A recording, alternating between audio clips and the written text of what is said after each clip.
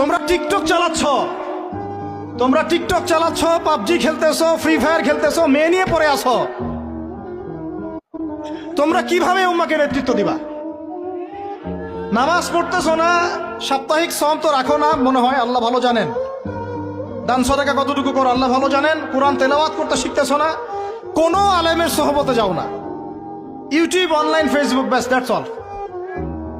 YouTube, online, Facebook হচ্ছে একটা ফিতনার জগৎ। আপনি বলতে পারেন যে আমার লেকচারও তো যায়, অনেক বড় বড় আলেমদের লেকচারও যায়, সব মেনে নিয়েই বলছে এটা ফিতনার জগৎ। সব মেনে নিলাম, আপনার কথা মেনে নিয়েই বলতেছে ফিতনার জগৎ। দুনিয়া খুব খারাপ, এই জন্য ভাই দুনিয়ার দাস হবেন না, আল্লাহর দাস হয়ে যান।